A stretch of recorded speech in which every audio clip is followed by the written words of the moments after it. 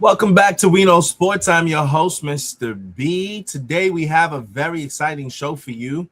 We are talking about the NBA playoffs. As you know, Saturday was the first day of the NBA playoffs of the year 2026, where teams faced off against each other. I believe Minnesota played Denver. The Lakers played the Houston. The Knicks played Atlanta.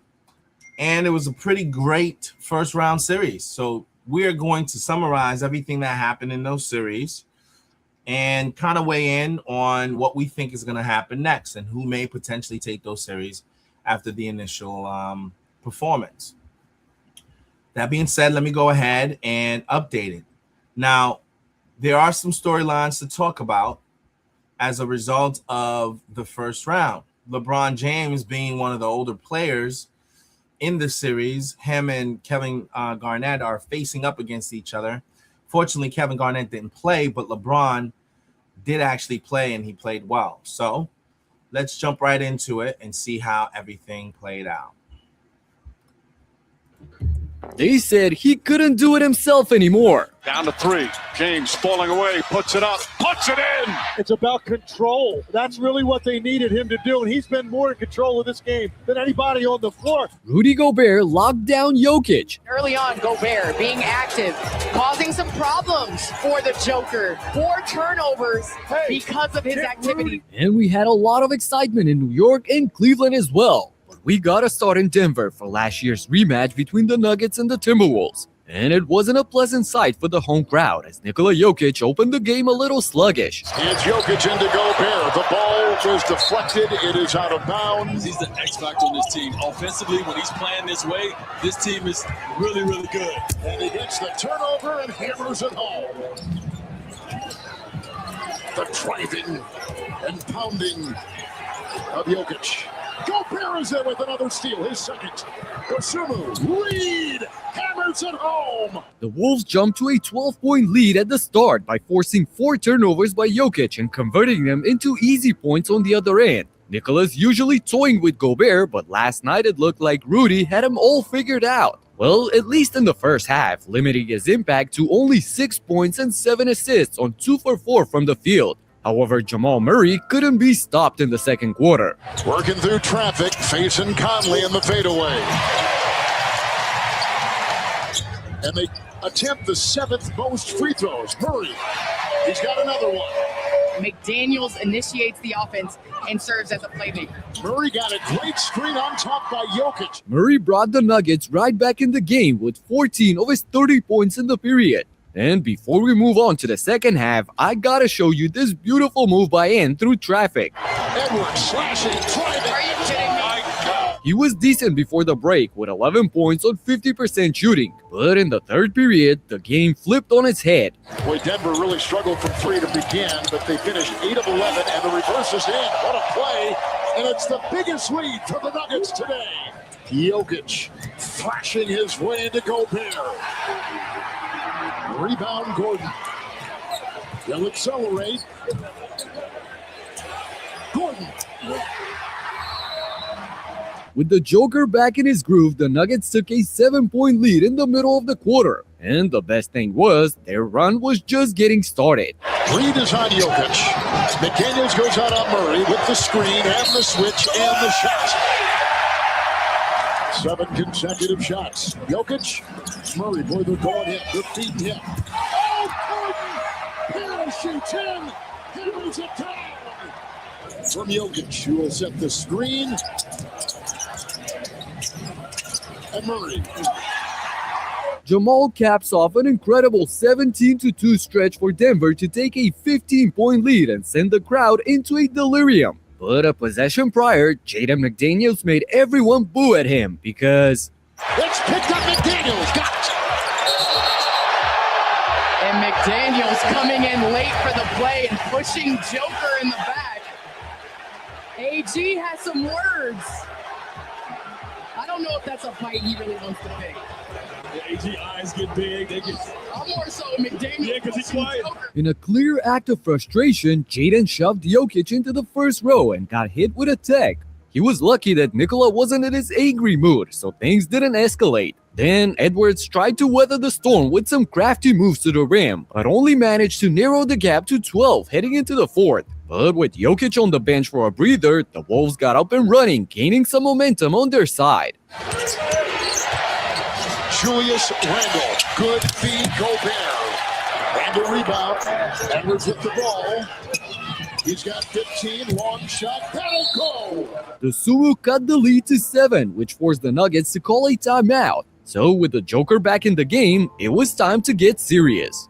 a lot of things in there for the team. Brown 2. Christian Brown with the 2. The Timberwolves on a 21-8 run. Jokic, the collision, the try. Randle, a turnover, and Denver with numbers. Jokic, Murray 3. Jokic, yes. In the midst of a huge Minnesota run, Nikola did all he could to keep Denver's lead alive. He completely made up for what was lost in the first half, circling another triple-double of 25, 13, and 11 when it mattered the most. And as much as Gobert played well in the first half, he totally blew it in the worst moment possible. A turnover and 2 at the other end.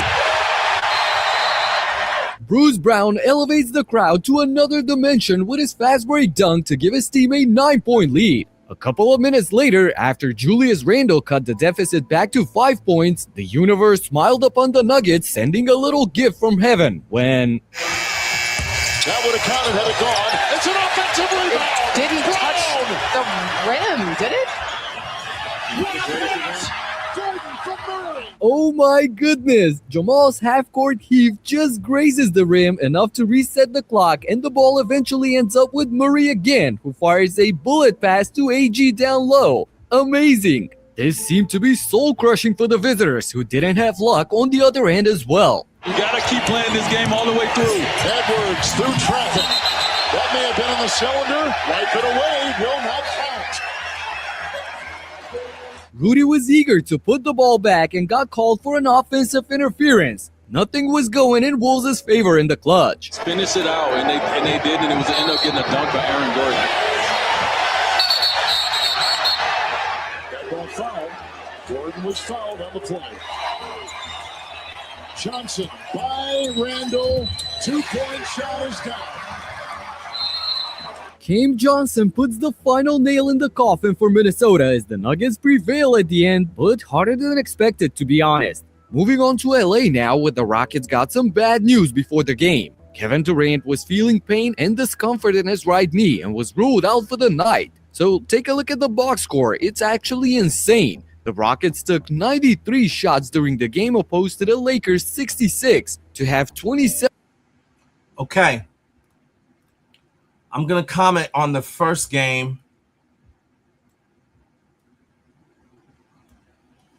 On the first game between Minnesota and the Denver Nuggets.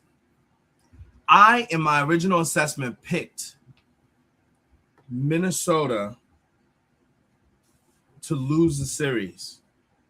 I picked Denver to win the series because a few years ago, less than 3 or 4 years ago, they were champions. So this is a team that's been there, has done that. They have their core guys that was a part of that championship run. So I think they have the experience, and if healthy, they're going to be a formidable opponent, as you see they were in the first game. That being said, talent-wise, matchup-wise, I actually think Minnesota's a more talented team. They don't really have anybody that could match up with Anthony Edwards when he blacks out and decides he wants to take over a game, which I believe is the X factor. Jokic and Gobert. Gobert's the number one defensive player. Jokic is a great distributor of the ball. Gobert did actually a decent job at maintaining Jokic. You know, Jokic is going to get his numbers because he's a pretty smart player. He distributes the ball well. He rebounds well, and he does the little things. And you see that being an X factor when he came back in the game after Minnesota was on a run, he broke their momentum and really kind of got Denver in their own rhythm. So I think Jokic is an X factor, but I do think he matches up pretty well with Gobert. Equal height, obviously I think there's a dimension to his game. His ability to shoot the long ball actually neutralizes Gobert a little bit. But in terms of being able to be physical down low, I think Gobert could stand his ground with him. So I think on average, Gobert should keep him within, I'd say, between 20 and 30 points a night, which he's going to get anyway. There's other factors like Murray being in the game and scoring 30 points and being the leading scorer. That could be problematic if he continues to play at that level. But I think Anthony Edwards needs to cover him and neutralize his ability to score. So Anthony Edwards got to step up and do that. That being said, I actually think the more talented team is Minnesota. Let me name some of their starters. You have Julius Randle, matches up well with Gordon. From a production standpoint, both of those guys probably score similar points and are good down low post threats. Okay? So that's the matchup between him and Gordon. I would more lean Randle on that, even though I think Gordon's very athletic and multidimensional. I think Randle's a better all-around player, and he was the guy in New York and played a part in making New York relevant again. So I would say Randle takes the edge. Then you have Anthony Edwards. Let's just say you match him up against Murray. Anthony Edwards is a much more electrifying player, although Murray is very productive and could be an X factor in a game. Very good. But in terms of star power, I think Anthony Edwards has more star power than Murray does. Then you have Rudy Gobert matches up against Jokic. Jokic will probably get the edge on that, given the fact that he's been an MVP style player. But they match up well, similar height. Gobert's a top tier defensive player. That's a decent matchup, but I'd give the edge to Jokic. So far, out of their top big name star matchups, 2 of the 3 matchups, the edge goes to Minnesota. Okay? Now we're talking support players, role players, productive players. You have Najee name. He's a big, I think he plays power forward. He's got the dreads. That dude, I don't know who on that side matches with him, but he's a very productive player and he can shoot the long ball. Very athletic. And then they got a young guy, McDaniels, I think. He probably would match up against Hardaway but also a very creative young player, athletic, can score at will. I don't know if I go to the point of calling him a star yet, but very productive and can contribute. So I think from a role player standpoint, they may also have the edge. Now, there are some electrifying players with Denver. They have a decent bench, some productive players. But I think athletically, Minnesota has more weapons that if all those guys actually contributed in the game, they should overwhelm what Denver brings to the table. Now, this takes coaching. This takes really having a scheme and a game plan. If they decide to run the ball, as you saw, they had a break. If they are on a fast break and they constantly are running up and down the court, I think Minnesota has the edge every time. If they're playing a half-court game where they get to set up their offense and the game's dictated on a half-court set, I think Denver has the edge. Because Jokic, if he can scan the floor, can get a great pass in. Murray can create his own shot. He can drive. He's got a good mid-range game. He can score inside and out. And they got some shooters that can post and shoot, right? So from that dynamic, they are the stronger team. But I do believe that momentum of the game is going to be determined by the style of play. So it's being defensive, getting turnovers. In the first half of the game, you saw that Denver was a little sloppy. They got pretty much run off the court because Minnesota at first was getting a lot of fast court breaks and fast break points. So as a result, they did a good job putting up a lot of points in the first half. When the game settled down and Denver settled in, they were able to come back. And once they start setting up in a half-court set, they were just in their rhythm and they scored a lot of points. I don't believe that's Minnesota's strong point, playing in a half-court set against Denver. I think they're better off running up and down the court. Let their youth run them down because, Jokic is playing a lot of minutes. He's a big guy. The moment he sat down, they made a run. The moment he comes back in, he slows them down. That stopped the run for Minnesota, and it made a run for Denver. And the game still got close. They were down 3 points in like a minute, 5 points, I think, with like less than 3 minutes left on the clock. Unfortunately, a missed rebound, guys getting lazy on defense. Gordon gets the dunk, completely steals the momentum. And at that point, the game got out of reach for Minnesota. But I think Minnesota should, if they want it bad enough, be able to beat this team from a talent standpoint. But if they don't play a fast-paced game and they allow Denver to dictate the pace of the game, Denver will pull it off. So, but, I may have to say that I am not quite there where I want to revise my pick.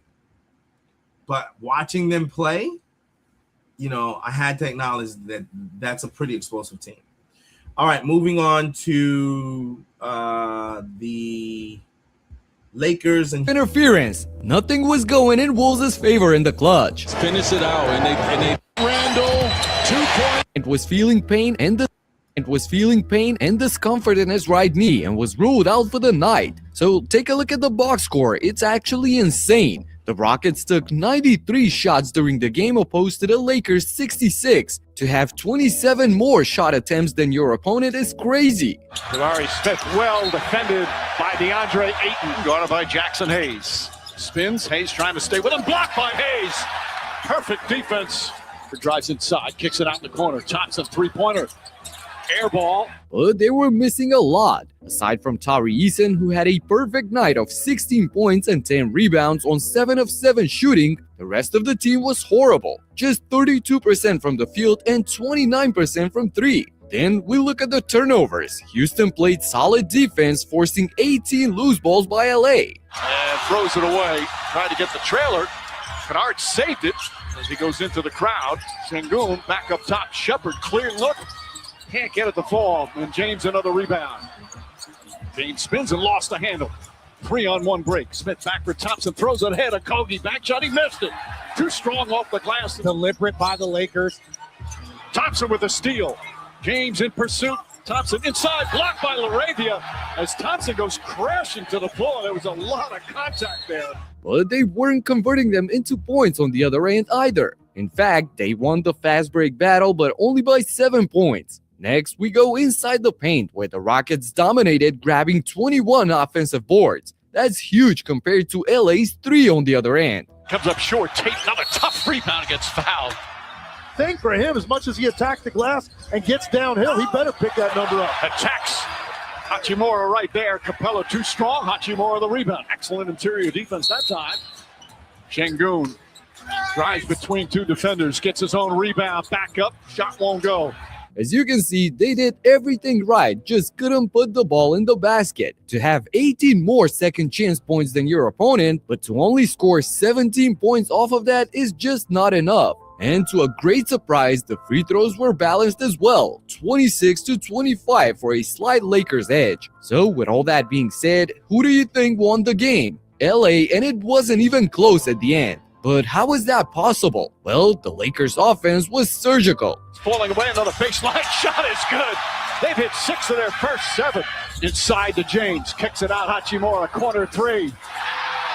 Different father-son combinations, including Jabari Smith has beautiful pass, smart. Whether it was LeBron fading away from the mid-range, the spot-up shooters knocking down trays from beyond the arc, or DeAndre Ayton catching up lobs at the rim, everything was going in for LA. They shot a blistering 61% from the field and 53% from downtown as a team. That is for the whole game. That's pristine efficiency, and in the playoffs without their 2 main scorers, you simply cannot ask for more. And I forgot to mention Luke Kennard, who had a playoff debut of his dreams. Good ball denial from Thompson. Kennard eventually gets it back, fires up a 3, pokes it in. Luke Kennard nails it, largest lead of the game. Kennard on the break, fakes drive, shut off nicely by Smith. Kennard tries a 3, got it. Kennard's cooking right now. A 16-point advantage. Timeout Rockets. He didn't see anybody there, so he took the extra dribble and finished with authority. Kennard again. Bang! Luke Kennard from downtown. Heat check. A playoff career best 27 points on 69% from the field and a perfect 5 of 5 from beyond the arc. It's like he stepped into both Luka and Reeves' shoes and got the best of their game. The Lakers led by as many as 16 points in the fourth, and when Houston tried to push for a late comeback, it was Papa James who put them to sleep. Double team. Left-handed, it's got it! With the offhand, he's got 15. James wants it as Thompson right there. Down to 3. James falling away, puts it up, puts it in! Ayton in the front court, lobs it to Kennard. James drives down the lane, lays it up and in. The entire arena was rocking for the 41-year-old who led his team with 19 points, 13 assists, and 8 boards on 60% shooting to a crucial Game 1 victory. And with the latest news about KD's uncertainty and Luka coming back sooner rather than later, Lakers Nation have their hopes high after being written off by everybody. And the Hawks season was... Okay, so to weigh in on the Lakers-Houston game, shout out to LeBron James. He did a phenomenal job, man. 41 years old, performing at that level. You got to tip your hat to the guy. He's been in the league more than 20 years. So he's definitely doing his thing, and I have to commend him for just the work ethic to keep your body in shape, to be able to perform at this level. Now, 2 of his young stars who should be carrying the weight are out, and he has to be the only brand name to hold the team up. You gotta tip your hat to that. I originally picked Houston to win this series, but if Kevin Durant's not playing and LeBron James gets to play, the Lakers are likely to take care of it. Now, it seems like old age is Father Time is affecting, KD. Him being able to have a great regular season, but now in the postseason when he's needed, he's missing 1 or 2 games, possibly 3. Then you can't really expect that team to do much. Honestly, I mean, you can't really expect that team to have much success if the star's not playing in the game. It's going to be tough for him to accomplish that. So I would simply say that if KD doesn't play and then Luka and Reeves comes back within the series, there's too much firepower for the Lakers. And they've already shown without KD's production and just LeBron, they overwhelmed the team by a lot. Imagine now you bring the 2 top scorers on the team with LeBron, and they still may not have their best scorers. Yeah, they might even sweep them if KD don't come back soon. So, all right, I might change my pick because I originally picked the Houston Rockets for that, but with the injury factor, which I didn't take into consideration, I would say that the Lakers probably have the upper hand if the Rockets have to essentially play the game with one arm tied behind their back as their major star is not there to contribute. All right, let's continue. A crucial Game 1 victory. Daniels lays it in. He shakes it off. Alexander Walker feeds inside. Oh, Conwoo with the throwdown. 5 seconds left. Johnson makes his move. 3 seconds. Spin. Kick. Oh, Conwoo at the horn. He's got it. Onyeka Okongwu beats the halftime buzzer to get his team within 2 points. The Hawks were right there with the Knicks throughout most of the game, making some ridiculous plays along the way. Half-court set here for his left. 8-point game. Alexander Walker with the extension. Alexander Walker converts the tough and one to make it a 5-point game late in the third. I'm saying that because Knicks fans flooded the streets outside the packed arena as well. So they can get Brunson and Towns back in to finish this. Clarkson level up, slam it down. Robinson rocks the rim. And the line pass is intercepted. McBride ahead. Shamet back for McBride. The 3-ball. Bullseye. Offensive rebounds. Towns thought about it. He's going to drive it, cup it, and score it. Plus the foul. The Big Cat muscles his way inside for the hard and one finish, putting his team up by 13. And the best thing was, he wasn't done doing severe damage to the Hawks. Defense in the league to Oklahoma City. Kuminga lost his footing, and Towns makes him pay. String music on a 3. Karl Towns splashes the 3, capping off a huge 15-3 run, which gave New York a game-high 19-point lead. And boy, they were lucky the lead was that big, because what followed caused me a mini heart attack. They need points. That'll help. Oh, Conwoo, bullseye. Johnson sets and fires. He's got a 3. Johnson flicks it over. Alexander Walker. Yes, on a 3. In less than 100 seconds, the Hawks executed an 11-0 blitz, which made it an 8-point game. I swear I wasn't breathing when Jalen Johnson fired up this 3 to potentially cut it down to 5. Thank God he missed, but they kept the pressure high on Brunson in the backcourt. Nets did a great job with their switching. Brunson bounces for Bridges. Attacking, Towns lays it in. And a layup dagger for New York. That should about do it.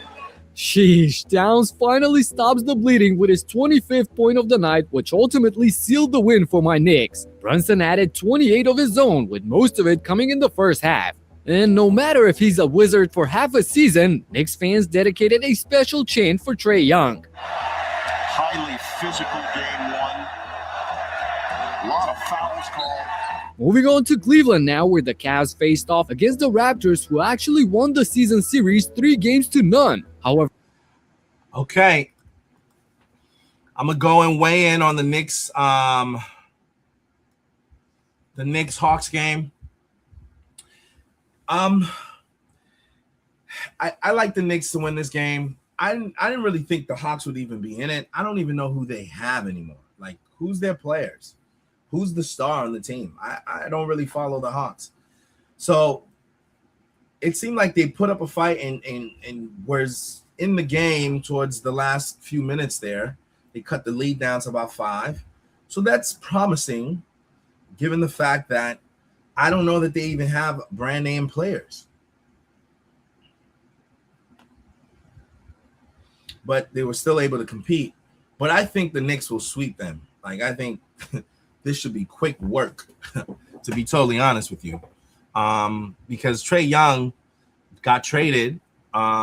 It seemed like he was there at the game to support his guys, but because he contributed to how good they got, unfortunately, they let him go. But physical game 1. A lot of fouls called. last game, Shot clock's down to 3. But Cleveland's got a man there. Mitchell whips it back out to Harden.